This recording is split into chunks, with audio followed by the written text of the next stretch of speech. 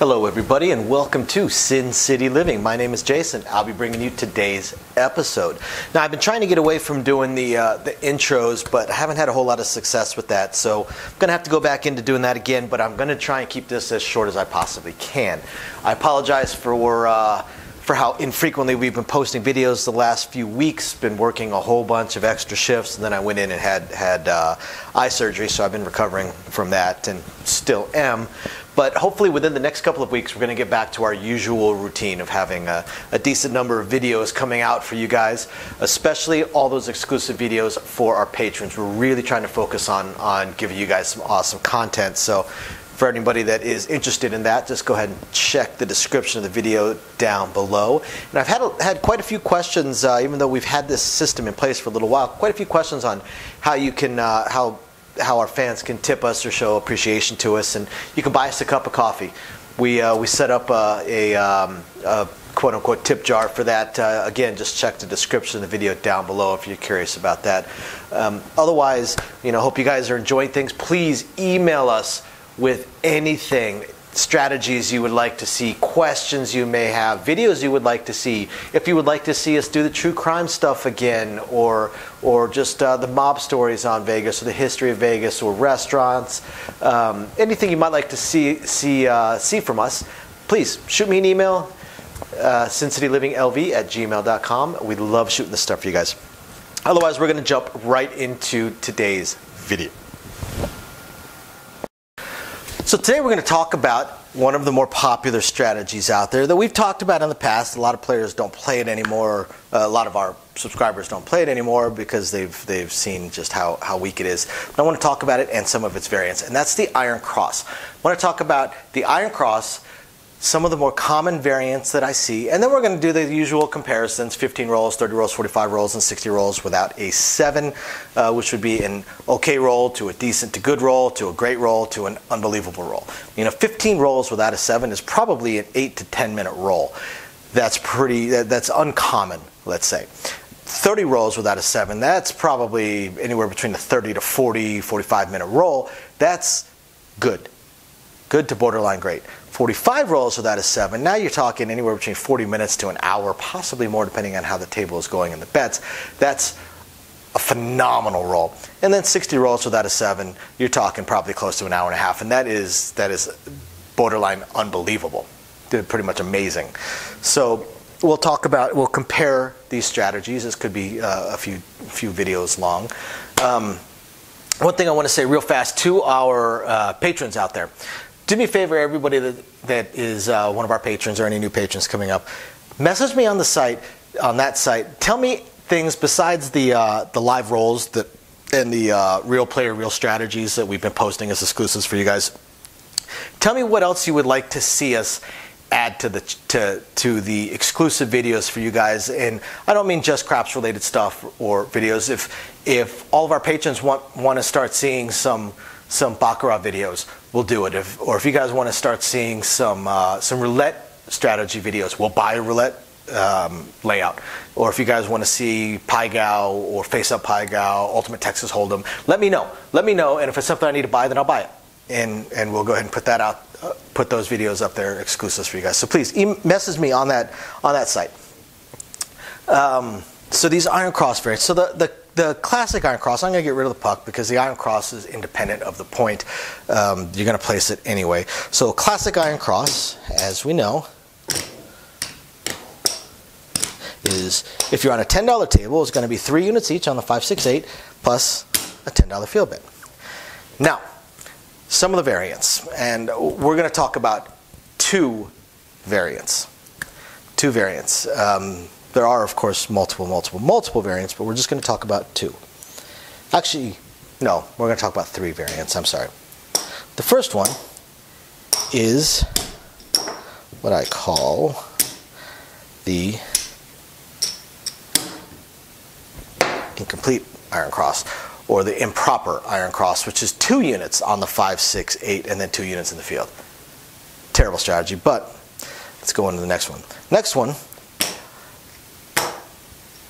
is 6 and 8, and I see this oftentimes 2 units, because typically people that are playing this that are playing this variant of the iron cross definitely going on an improper iron cross because they really don't understand the math behind the game. So this particular strategy, I've actually not seen it with the proper 3 units and 2 units. I've only ever seen it with 2 units, and then hopping the 5s instead of placing the 5s.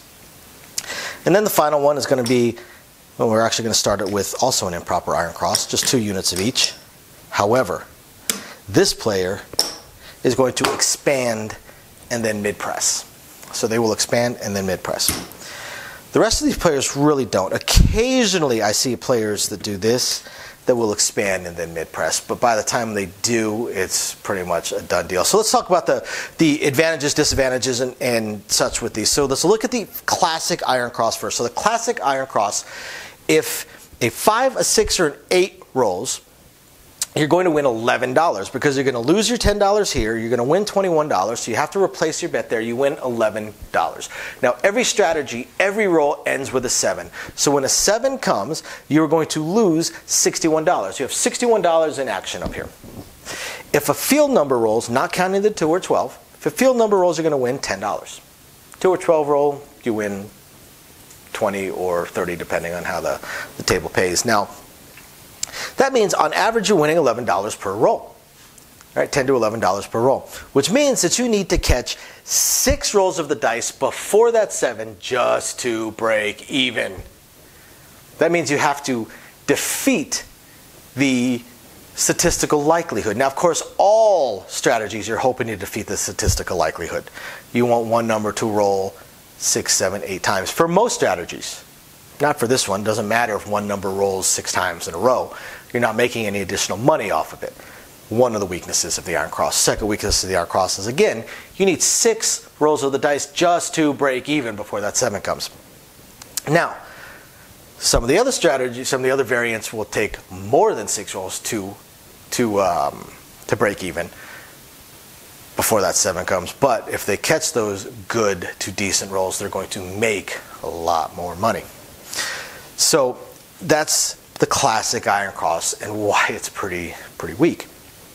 You know, a lot of people think, oh, I've got every number covered, so I should be making money. And they're always confused when, as time goes by, their bankroll just shrinks. Well, you got a 1 in 6 chance of a 7 coming. So 1 in 6 chance of it coming the first roll, the second roll, the third roll, the fourth roll, 1 in 6 for each time. So to hit that 7th roll being the 7, just to break even is so uncommon that it's just slow attrition. Slow or fast attrition. They're usually losing 0.7 out, they lose $61 right there. They, hit a number, then a 7, they lose $51 or $50. So generally people are losing between $30 to $60 every single shooter when they're playing the iron cross, and they're so baffled why they're losing money because they've got every single number covered. It's because they're not really making much. But that, again, is every strategy. What the classic iron cross people get so baffled by is the fact that they catch a 15-minute roll and they didn't really make any money. They might not even be back to even after losing on the first 4 or 5 shooters or 6 or 7 shooters. And it's because of the other weakness of the same bet. Now, the improper iron cross, this gets even worse. Now, you have less in action. You have 44 in action instead of $61 in action. However, if you have a field number roll, you make $10. If you have a 5, 6, or 8 roll, you make $4. $4 means on average you're making about $7 or $8 per roll, because this right here is 14 of the 30 non-7 combinations of the dice. So basically half the time you're going to make $4. The other half the time you're going to make 10. So you're basically making about $7 per roll. So again, 6 rolls of the dice-ish to break even. Actually, a little bit less. With the classic iron cross, 6 rolls of the dice, you're actually going to be slightly ahead if the 7 comes on the 7th roll. With the improper iron cross, 6 rolls of the dice and then a 7, and you're actually losing. So not only do you have to catch it an above average roll, you have to catch an even more above average roll just to break even. All right? So people don't realize that these weaknesses. Now, the next variant, the improper 6 and 8. 2 units, plus 2 units in the field, plus a $2 hopping on the 5. Now people do this because they think they're saving money. Well, I don't want to risk $10 on the 5. What if there's a 0.7 out? Well, let's take a look at this. So now, If a field number rolls, you only win $8 because you have to bring your hot back up for $2. If a 6 or an 8 rolls, you win $2 because you have to bring your field and your hot back up. If a 5 rolls, you win $4. So on 10 of the 30 combinations of the dice that are not a losing number, so 1 in 3 chance you win $4, or you win $2. 1 in 3 chance you win $2. 4 in 30, 4 chances, 4 combinations out of the 30 non-losing numbers gives you a 2 in 15 chance, basically, to win $4.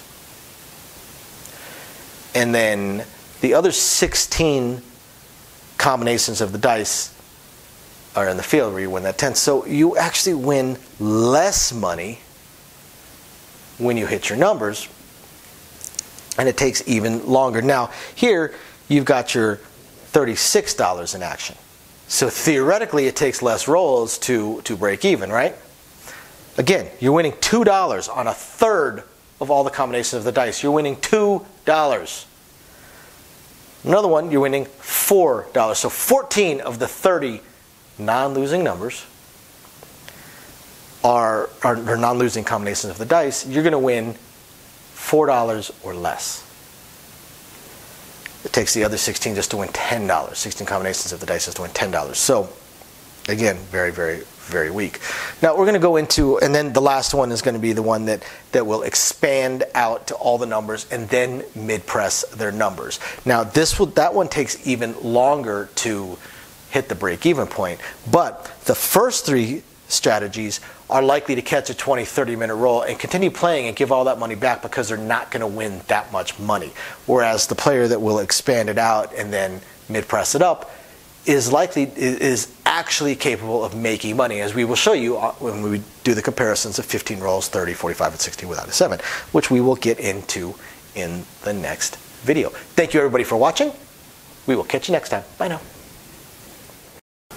Thank you, everybody, for watching today's video, and as promised, a little bit more detail on things that we are working on. So again, we want to continue trying to expand the channel. We're really hoping to be able to add roulette as soon as possible, and then some video keno, video slots, stuff along those lines. Unfortunately, it ate up almost all of our cash, paying off all of our bills during the month of January while we were down. And now that the holidays have ended, YouTube's payouts have dropped significantly. So we're kind of treading water here as far as all that goes. Do have a lot of things we want to add, though. Not just those things, those additional games, and hopefully some carnival games and such like that, but the live streams. The biggest problem right now with the live streams is with 3 jobs combined between the 2 of us, 4 if I include the 20 to 30 hours a week I'm putting into the YouTube channel. It's very, very difficult for me to have a day and time that I can commit to doing the live stream every single week, because we also have our very young child to take care of. But I'm trying to figure that out. I'm thinking it's probably going to end up being on Monday nights or Tuesday afternoons, or possibly both. I intend to do at least one live stream exclusively for our patrons, and then another one on the YouTube channel. So possibly both days. We also have a few other things that we really want to attempt to move forward on. I'm just running into either time or skill set issues. I do want to eventually have a website going for us. I did used to program websites over a decade ago. A lot of things have changed, and I just don't have that time. And not a whole lot of knowledge on the current state of building websites, hosting what sites can host, and how to build up the e-commerce stuff. So if anybody has any skill sets along those lines and would like to answer some questions or just help us out, shoot us an email, sincitylivingLV@gmail.com. Also, I really hope to be able to start adding some exclusive stuff from Sin City Living, logoed shirts, hats. I'm looking to get custom dice made, even custom layouts made, although those would be pretty expensive. But I know zero about e-commerce and drop shipping and anything along those lines. So if you have any skill or knowledge in that area, please email me. I would love to ask you some questions and see if you can answer a few to help me figure out how to get that going.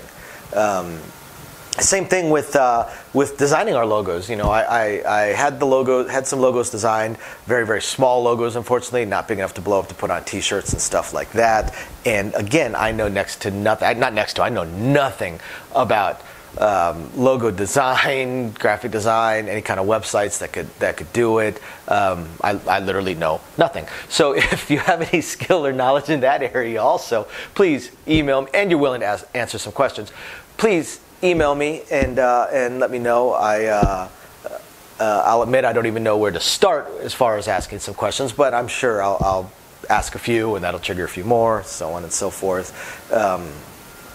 So yeah, there's that, and of course we do hope to continue to improve our AV setup, but I am an AV moron, so also right there, if you have any skill sets or knowledge in that area, please email me, and are willing to answer some questions. Please email me and let me know. We would love to help. Otherwise, again, thank you everybody for watching, and we're very excited to continue bringing you our videos. Bye now.